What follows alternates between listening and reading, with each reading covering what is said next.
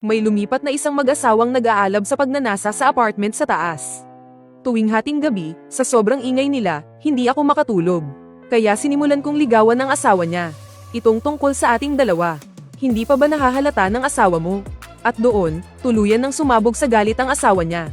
Kalahating buwan na ang nakalipas. Isang magandang kapitbahay ang lumipat sa ika-6 na palapag, sa taas ng unit ko. Kahit hindi ko pa siya nakikita, alam kong siguradong napakaganda ng relasyon nila ng asawa niya. Paano ko nalaman? Narinig ko, tuwing hating gabi, gumagawa sila ng mga bagay para bumuo ng pamilya. Napakanipis ng mga pader ng inuupahan ko. Pagkatapos nilang gawin yun, yung pag-ihi niya sa banyo, rinig na rinig ko ng malinaw ang tunog. At ang mas malala pa, yung kapitbahay kong babae, sobrang pabebe ng boses. Kung makasigaw, parang tandang na tumitilaok. Sobrang lakas tumagos sa pader. Isang araw, nag-overtime ako hanggang 1:30 ng madaling araw. Hindi na ako naghilamos at humilata na lang agad sa kama. Kakapikit ko pa lang, wala pang 10 minuto. Nagsimula nang gumalaw ang kisame sa itaas ko. Sa una, mga alatiit lang ng kama. Napakunot noo ako at tumagilid ng higa. Itinakip ko ang kumot sa ulo ko. Kinukumbinsi ko ang sarili ko. Bagong lipat lang yung magkasintahan. Nasa kasabikan pa sila. Tiis-tiis lang, lilipas din to. Pero napatunayan ko, na bukod sa bata pa ako, napaka-inosente ko pa pala. Pabigat ng pabigat ang alatiit ng kama. Pabilis ng pabilis. At pagkatapos, isang matinis na boses ng babae ang tumagos. Mula sa mga siwang ng kisame. At dumiretso sa mga tainga ko. Paano ko ba ilalarawan yung boses na yun? Yung sinasabi nila sa internet na pabebe o boses ipit. Yung pilit na pinipisilan ng lalamunan. Para piliting maging iba ang boses niya na pang 30 anyos. Pilit na ginagawang parang boses ng 3 taong gulang. Bawat bigkas, ang daming arte at pakulot-kulot. May kasama pang panginginig ng boses. Pero hindi niya mapanindigan. Pagdating sa kasukdulan, diretso ng pumipiyok. Yung moment na pumipiyok siya. Para kang nakarinig ng tandang na tumitilaok sa baryo ng 3:00 ng madaling araw. Isang tilaok lang, kayang-kaya kang gisingin mula sa pagkakatulog. Lili pa rin talaga ang kaluluwa mo. Bigla akong napabalikwas sa kama noon. Nanlaki ang mga mata ko na parang platito. Tulala lang ako, 26 na taon na akong nabubuhay. Nakarinig na ko ng pasang naglalandi. Nakarinig na ko ng tandang na tumitilaok. Nakarinig na ko ng batang umiiyak sa kapitbahay sa kalagitnaan ng gabi. Pero ngayon lang ako nakarinig ng taong kayang gawin yung pag-ungol. Na parang tilaok ng manok. At may sarili pang surround sound. Hindi kayang harangan ng kumot ang tunog na yon. Hinalungkat ko yung dati kong binili na industrial grade na soundproof earplugs. Sabi nila, kaya raw nitong harangan ang 90% ng ingay. 2 agad ang isinaksak ko. Siniksik ko ng maigi sa tenga ko. Halos hindi ko na marinig ang sarili kong paghinga. Walang epekto, yung pabebe na boses na may kasamang piyok ng tandang. Parang may naka-install na GPS. Pilit na sumisingit sa siwang ng earplugs ko. At dirdiretsong pumapasok sa loob ng tenga ko. Paulit-ulit na nagpe-play sa utak ko. At ang mas malala pa, itong dakilang seremonya nila ng pagpaparami ng lahi. Tumagal ng mahigit 40 minuto. Nakaupo lang ako sa kama, yakap-yakap ang mga tuhod ko. At nakinig sa 40 minutong kalampagan ng kama. At sa pakyot na boses na pumipiyok na parang tandang. Nang sa wakas ay tumahimik na sa taas. Akala ko tapos na ang bangungot ko. Nagkamali ako, pagkalipas ng mga 30 segundo. Narinig ko ang tunog ng tsinelas na kumakaskis sa sahig. Tapos, bumukas ang pinto ng banyo. Kasunod noon, ang tunog ng pag-angat ng takip ng inidoro. Pagkatapos, ang napakalinaw na tunog ng tubig na bumubuhos sa loob ng inidoro. Yung lagaslas, pati ang pagbabago sa lakas ng agos ng tubig. Rinig na rinig ko. Pagkatapos niyang umihi, ang tunog ng pag-flush ng inidoro. Ang tunog ng paghigop ng tubig. Pati na ang tunog ng pagbukas niya ng takip ng bote ng hand cream. Lahat ay malinaw na gumagapang sa mga tubo. Hanggang sa marinig ko, nang tuluyan ng tumahimik sa itaas. Halos 3:00 na ng madaling araw. Nakadilat lang ang mga mata ko. Nakatitig sa kisame. Paulit-ulit sa isip ko ang tilaok ng manok. Ang boses niyang parang ipit, at ang agos ng tubig. Hanggang sa halos mag-umaga na. Saka lang ako nakatulog ng wala pang 2 oras. Kinabukasan sa trabaho, para akong panda sa itim at laki ng eyebags ko. Para akong lutang na walang kaluluwa. Habang nagmo-morning meeting, nagsasalita sa harap ang director tungkol sa quarterly KPI.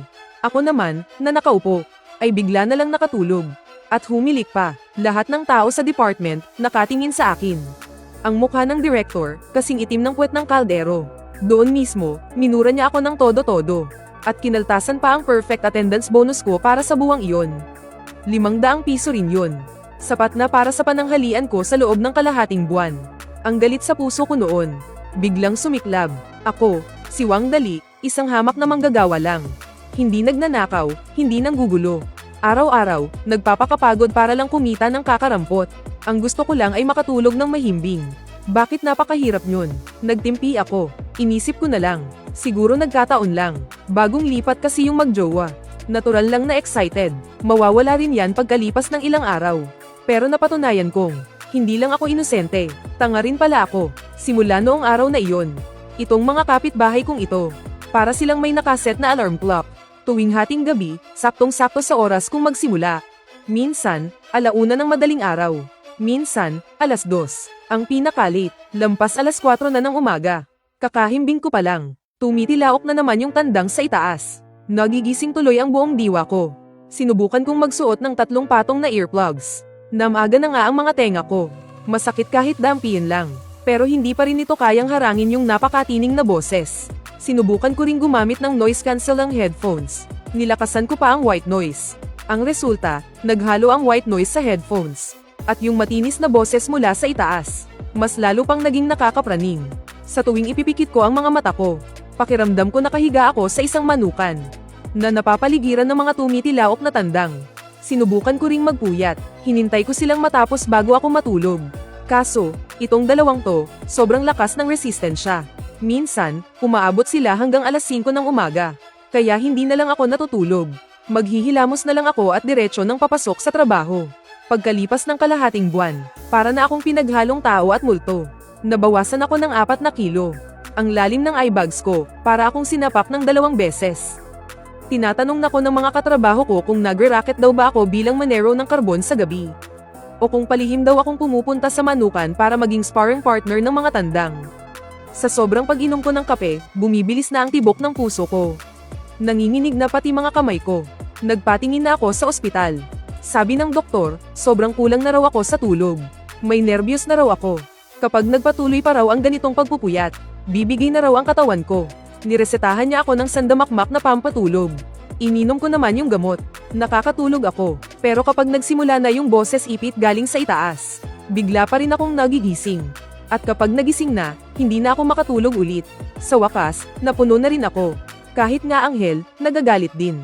Paano pa kaya akong isang hamak na manggagawa, na araw-araw binubulabog kaya hindi makatulog? Kaya nagpasya na ako. Idaan muna sa diplomasya, bago sa dahas. Noong isang weekend, taniyempo ko talagang nasa bahay sila. Nagbihis pa ako ng malinis na damit. Inayos ko pa ang buhok ko. Umakyat ako sa kanila at kumatok. Ang tagal kong kumatok, bago bumukas ng kaunti ang pinto. Isang lalaki ang nagbukas, mga nasa 30 mahigit ang edad. Hindi siya matangkad, medyo chubby, nakasuot ng silk na pajama. May kintab at laging basa tingnan ang buhok niya. Sa itsura, mukha namang disenteng tao. Pero wala sa sarili ang mga tingin niya.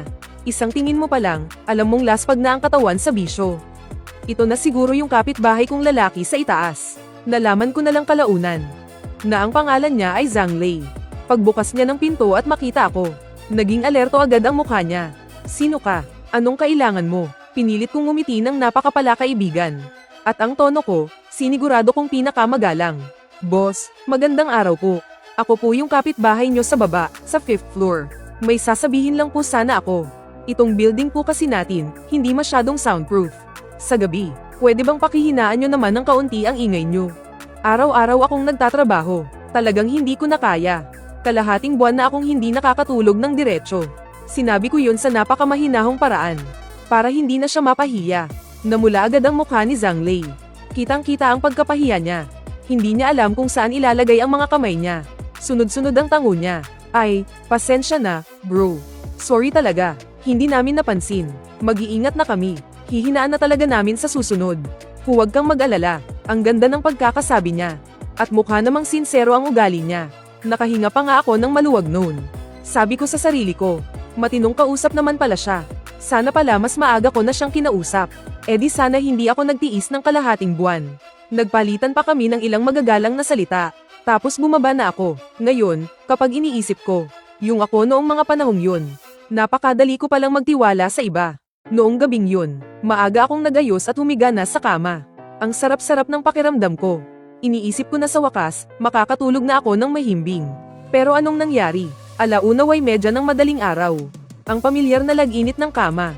Umalingaw-ngaw na naman sa eksaktong oras. Hindi lang sa hindi hamina. Mas lumakas pa, sa tindi ng pag-uga ng kama. Pakiramdam ko, natatanggal na ang mga palitada sa kisame sa ibabaw ng ulo ko. At kasunod nun, yung pamilyar na boses na parang tumitilaok na tandang. Mas malakas pa kaysa dati. At mas owa pa, lalo pa nilang ginagalingan. May kasama ng mga linya. Rinig na rinig ko. Yung babae, pinipay ng ang boses, at pabebeng sumigaw. Hobby alternasyon ang galing-galing mo naman. Yung single sa baba, siguradong nakikinig na naman yan, no? Tapos, narinig ko rin ang boses ni Zhang Lei. May kasamang mayabang na tawa. Hayaan mo siyang makinig, wala namang jowa yan eh. Hanggang pakikinig lang naman siya. Noong mga oras na yun, nakaupo lang ako sa kama. Nanginginig sa galit ang mga kamao ko. Halos maduraj na ang mga ngipin ko sa sobrang panggigigil. Aba, sige, ibig sabihin, matapos ko kayong kausapin ng maayos. Hindi nyo lang ako binaliwala.